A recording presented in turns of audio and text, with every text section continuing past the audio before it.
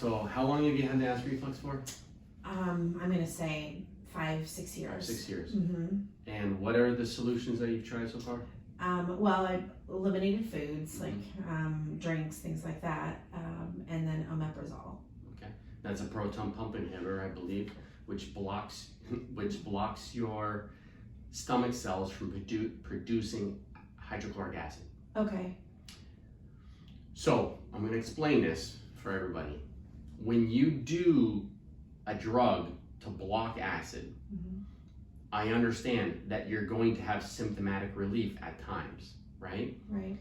But the very bad side effect is you develop gastrointestinal issues because of this. Now, do you understand why you might develop issues?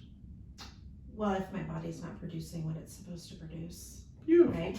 In another way is, why would your body want to produce acid in your stomach? What does acid help break down food? Yes. Okay. Yes, exactly. Well, chewing is the first process. The second process is your body responds by secreting acid to help emulsify the fat, or the food. Got it? Yeah. So now if you take omeprazole, or another proton pump inhibitor, there's many on the market, what are you now not doing? Producing the acid that I need. What are you now not doing as a result of not producing acid?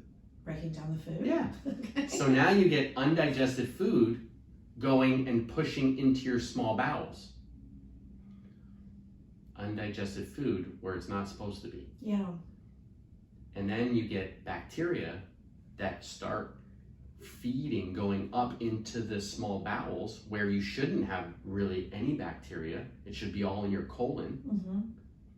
Because in your small bowels, that's where absorption should take place, not feeding of bacteria. Right. So now you're getting bacteria growing up inside your small bowels. Bacteria now give off toxins, just like we give off breath, right? CO2. These toxins, hydrogen, methane, hydrogen sulfide, that bacteria give this off. Now, people will get, as a symptom, could get bloating. And so now they say, I got all this bloating. So now what do? They take other things for bloating. Right. So then you really have toxicity happening in your small bowels. Toxicity creates inflammation. Inflammation chronically causes your immune system to get agitated. And then your body starts to get sensitive to different foods because the immune system is agitated already. So those foods can develop into triggers. And this is where patients, they lose themselves as far as what's going on, and now they have IBS. They go to the doctor, say they have IBS, and now they say, oh, okay, now what? Well, they give an anti-nausea medication or anti-inflammation, anti-inflammatories and things like that, not figuring out the solution, or more proton pump inhibitors, or anything like that. The solution is to find out why somebody would develop acid reflux. So somebody could have an issue with certain foods that they're eating. That could be their immune system is reacting.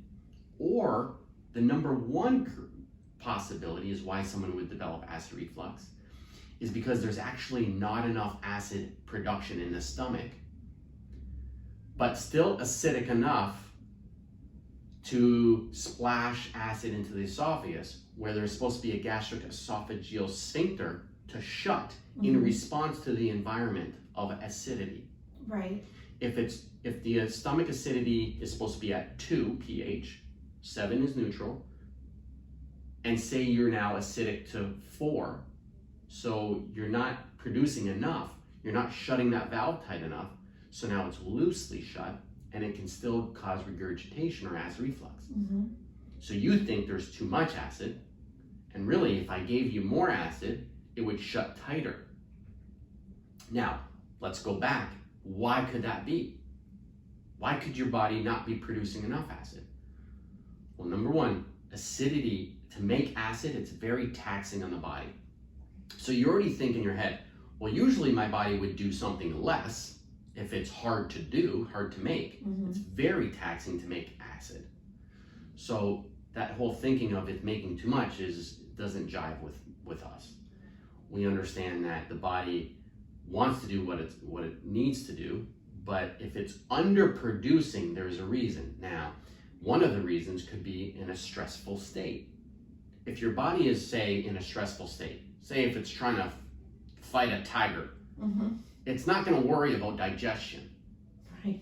It's going to figure out what I need to do. So if we live in this concrete jungle like we do, and our stress is our family and our work environment, and you're rushing to eat, and you don't give your body time to stimulate the parasympathetic tone, which is the rest and digest part of the nervous system, and you're in the sympathetic tone, which is the fight or flight, you're going to rob your body of acid production. And then now this cycle starts. Mm-hmm. So we got to get to figuring out functionally how we can get that body to resume health. Yeah. And that's what we do here in the office. Does that make sense? Yeah, so would it be an adjustment? Is this a vitamin? Now, What are you adjustments thinking? can help with stimulating that, like we talked about, that reflex. If you have interference in the middle, upper part of the back, those nerves have been shown to associate with the stomach area, and the nervous system controls everything. So that can happen. We've had many patients get relief just from that. Okay. But oftentimes we also find that it's more of a functional medicine approach, Mm-hmm. like finding out, how do I get the stomach and the digestive system on point again? How do I get my stress response balanced? And then go from there. And then your body is already programmed to heal itself. Yeah, I would love to not have an endoscopy. Yeah, and then the endoscopy, what they'll see is they'll look for hiatal hernia. Well, and I think when I scheduled with my doctor, I said, what's going to happen? Like, what are they when? And she's like, well, likely you'd have to have surgery where you were talking about that tube where they're taking something and connecting it and sewing it together. I was like, I don't want that. No. Now, if there's a severe hiatal hernia, then that's very tough, and that could cause it. But I'll tell you, in my experience, clinically seeing patients and helping them with their acid reflux, like I'm talking patients that have been on all the medications, they literally have to sleep sitting up because of the acid reflux, all went away. Wow. All went away because we found the root causes. Yeah. And these same people I also have had an endoscopy, and they've said, well, you have a small hernia, and that could be causing it. I don't think that's the cause, that especially when it's mild to moderate hernia, and there's something else going on. I know that the anatomy could cause it, but that's in very rare cases.